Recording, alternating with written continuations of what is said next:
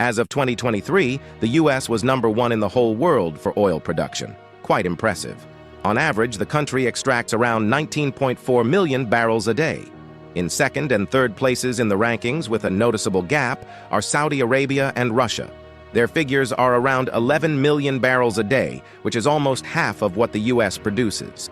But at the same time, the USA is in second place among the key oil importers, that is, they actively bow. Only China buys more crude oil, around 10 million barrels a day, while the USA's number is about 6 million barrels a day. Canada, Mexico, Guyana, and again, Saudi Arabia supply oil to the US daily. In fact, there's a pretty long list, give or take 15 countries, and there's nothing unusual about it. It's a big country that doesn't have enough oil of its own and has to buy it from others. After all, the USA is the biggest oil consumer in the world. In 2019, the country consumed about 21 million barrels a day. That's 20% of the global total, 21% for one country. But what if I told you that at the same time, the USA sells a huge amount of oil that it extracts on its own land? Moreover, the USA is among the top 4 largest oil exporters, meaning they sell a lot of crude oil. The country ranks 4th after Saudi Arabia, Russia, and Iraq, and sells about 3.6 million barrels of oil each day, and this already seems strange. Why sell oil if you don't have enough and end up having to buy it later? What's up with that? The truth is, the US simply can't use its own oil, and I won't make sense of it without a cup of coffee. In 2022, when oil and gas prices in the US began to soar, many people saw a straightforward and apparently obvious solution to the issue. The US has roughly 38.2 billion barrels of known oil reserves underground that remain untapped. Judge for yourself. Almost 14 million acres on land and over 9.1 million acres at sea are currently leased, but not used for oil extraction. So why not just extract all that oil? Prices would go down right away and everyone would be thrilled. However, even though this thought might seem really smart, many experts back then said it was just a fantasy. For the US to start fully exploiting and using its own oil, that's just impossible.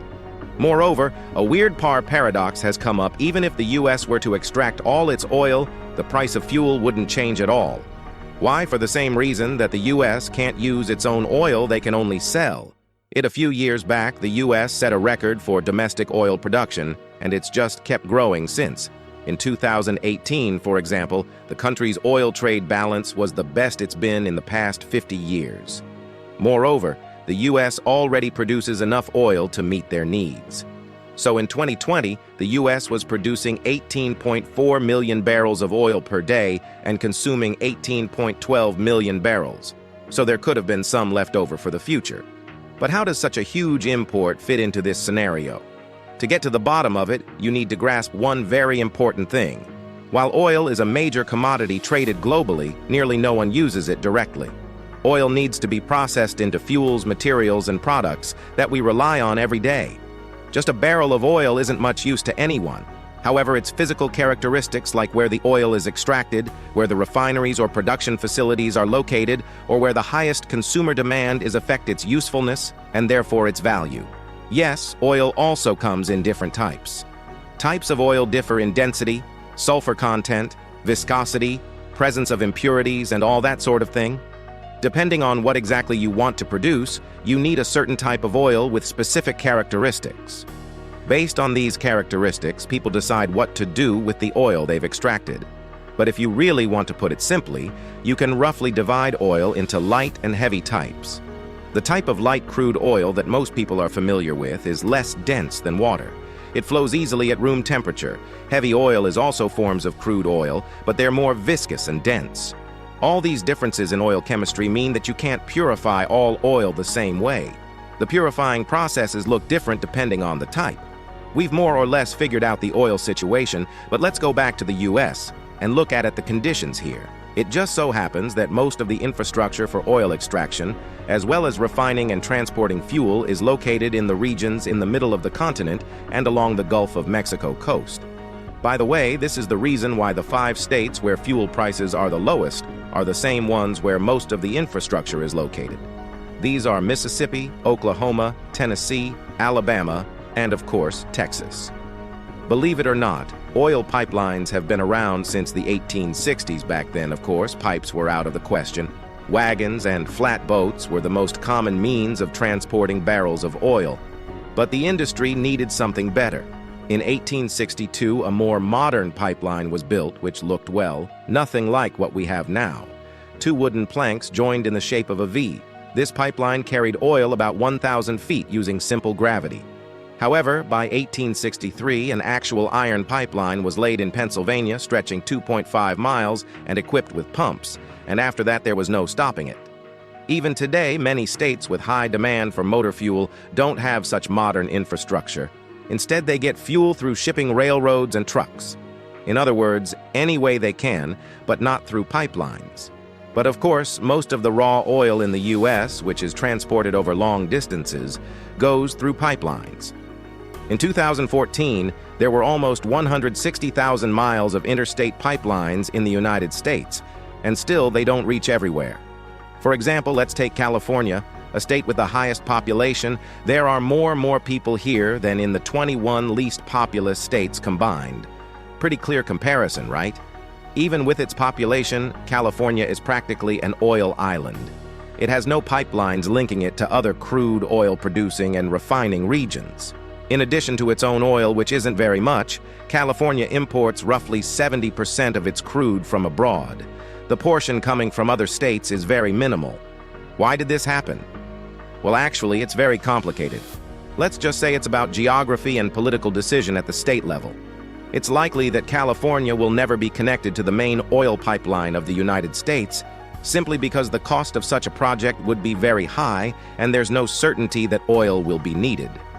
After all, this is California, states in the process of transitioning from internal combustion engines to electric vehicles. What's the point of oil? But let's get back to the main question. Why doesn't the U.S. use the oil it drills? It turns out it's actually quite simple. The country has reserved reserves of light oil, but it needs heavy oil. Turning heavy oil into high-quality products needs more advanced molecular processing. That's why heavy oil is generally valued lower than light oil. It costs a lot to make it useful. For instance, a few years back, the average price for heavy oil was $54 per barrel, while for light oil it was just over $70 per barrel. However, many American oil refineries are generally set up to process heavy crude oil. This is because a long time ago the U.S. built its industry to handle just heavy oil. Back then, it helped to expand resources and supply potential. The refineries were literally designed to process oil coming from Mexico and Venezuela, and a large portion of it, usually relatively heavy and with a relatively high sulfur content. But the country's own oil is actually light. So how about modernizing the refineries? Well, no. As of January 1st, 2024, there were 132 active oil refineries in the USA. Modifications to individual refineries cost between $50 and $100 million, and a complete overhaul of the entire plant can cost several $billion. In short, it's easy to calculate that modifying all the plants will cost at least $130 to $200 billion. In practice, the amount will likely be much higher due to various accompanying factors. No one's just going to spend such huge amounts of money, and not just because it's insanely expensive, but because of the current government policy. It's aimed at reducing oil extraction and consumption. The U.S. is working towards a gradual shift away from fossil fuels, so institutions are pulling out of the industry. Investments are being cut back. In short, all this costly plant modernization is just not needed by anyone. So it turns out that buying someone else's oil is just more profitable than using your own. It seems strange. But right now, by selling their own oil and buying and then refining someone else's, the U.S. makes more money than with any other strategy. Imported oil, even after subtracting transport expenses, is often less expensive than oil extract domestically. The primary reason is the cost of extracting oil in other countries. It's much lower than in the USA. This cost covers land prices, leasing, labor. In short, in the USA, everything costs a lot more. But that's not the only reason. There's also the Jones Act of 1920, which requires that goods shipped from one U.S. port to another be transported on ships that are built, owned, and manned by Americans. Do you see the problem here? Essentially, getting oil from Texas to the east coast of the U.S. is quite possible, yet oil from Texas goes to Asia, and the east coast gets its oil from across the Atlantic. The reason for these odd routes comes down to cost. Because of the Jones Act requirements, shipping fuel from the Gulf of Mexico to the East Coast cost 3 times more than shipping it from overseas.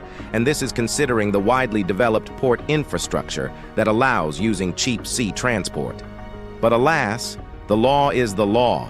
And now let's imagine what would happen if the US decided to use only its own oil from now on. It seems this would immediately lead to a bunch of problems.